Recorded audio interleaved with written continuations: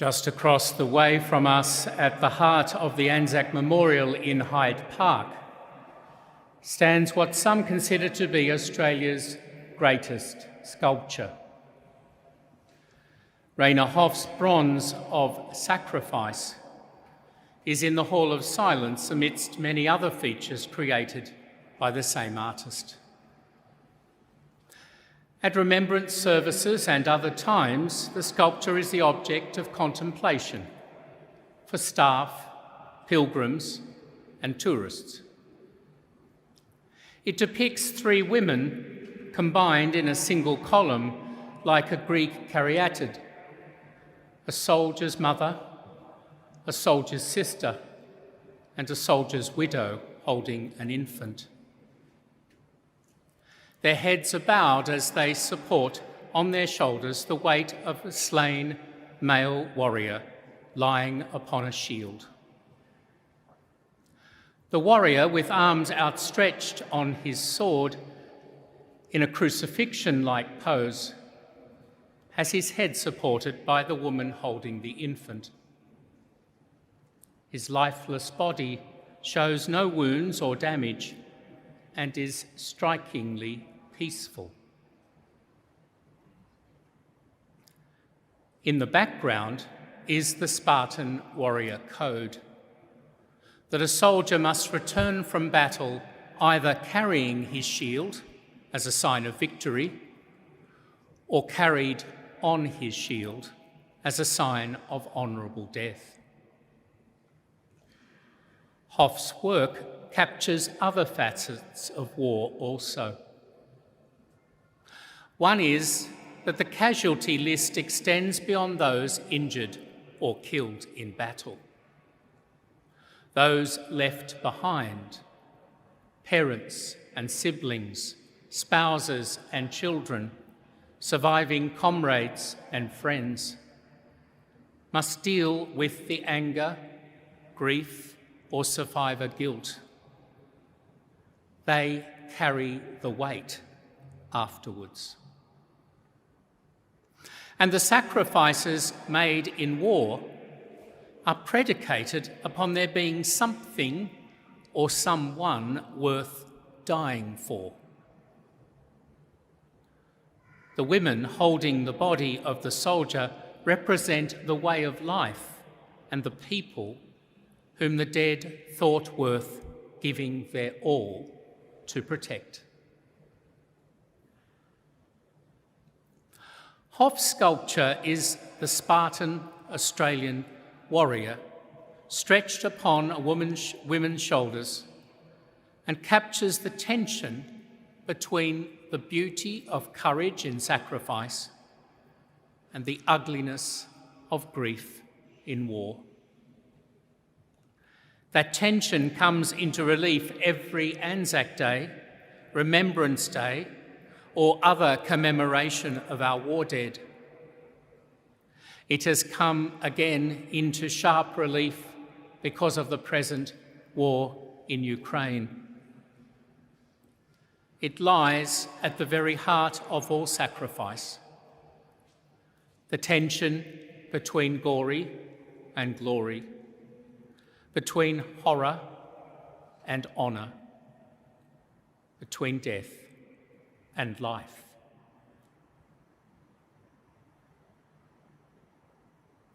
We see this tension in another artistic representation of violence, grief, and glory, the glory of laying down one's life for others, made especially for this Paschal season.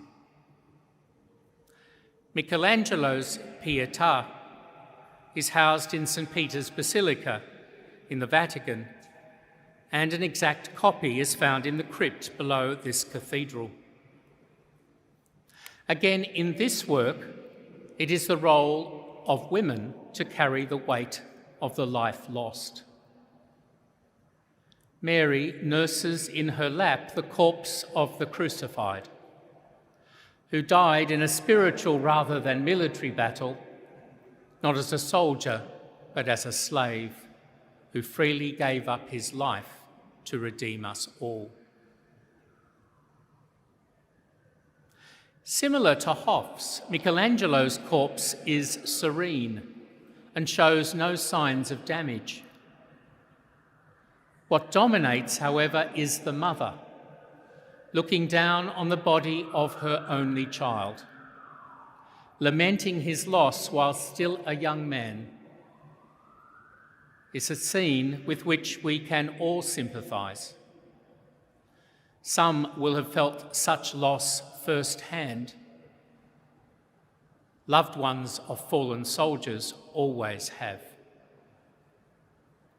Such sacrifice is costly for many. Sacrifice, anthropologists tell us, is a defining feature of religion.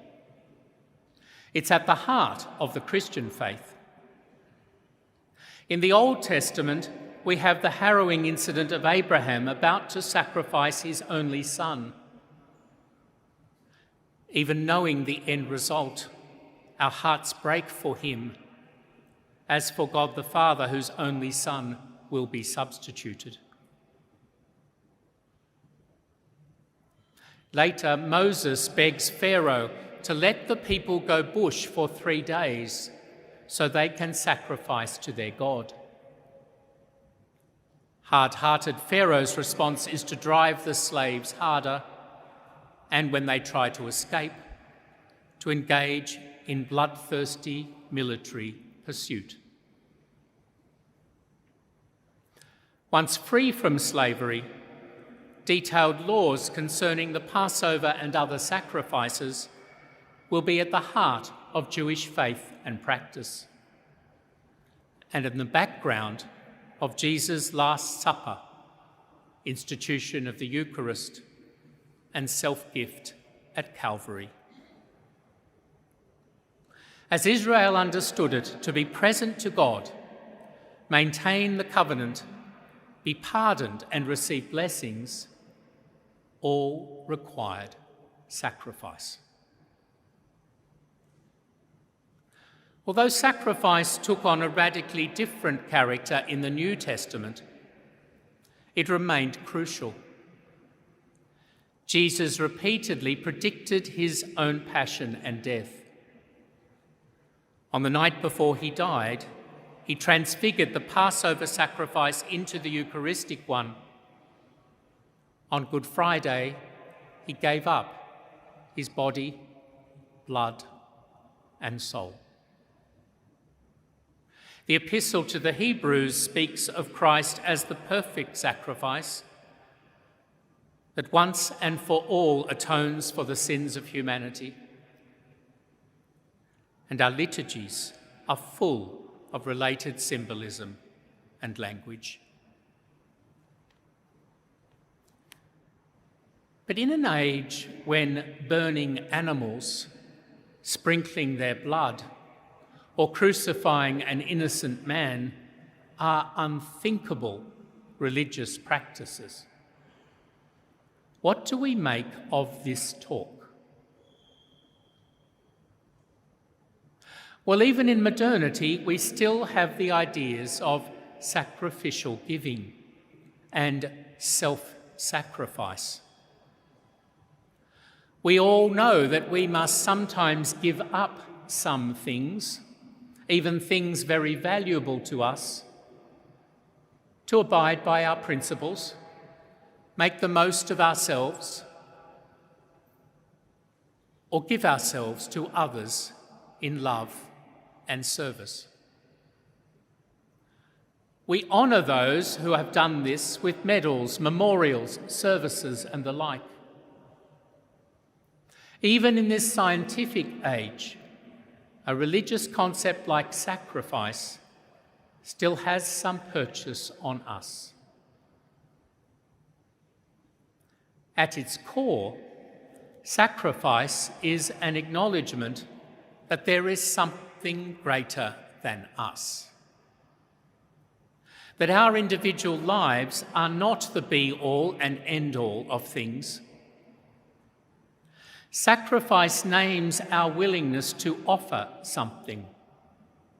In some cases, our very lives, to that and for that which we count as more important. Modernity tells us that our personal egos and desires are the true centre of the universe and must never be compromised. Easter and Anzac Day remind us that a life closed in on itself, that flees to comfort over responsibility and luxury over labour, and that treats others as means to our own private ends, is really no life at all. Sacrifice is the antidote to the selfishness of individualism.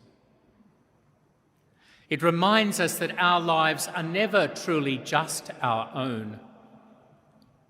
Our lives are from others and for others and fulfilled in communion with others. We all have our crosses. Some make sacrifices in order to care for their family, friends, work, community, or the poor and suffering. Some do so for the sake of the common good. Think of all we've gone through these past few years to keep ourselves and each other safe from COVID.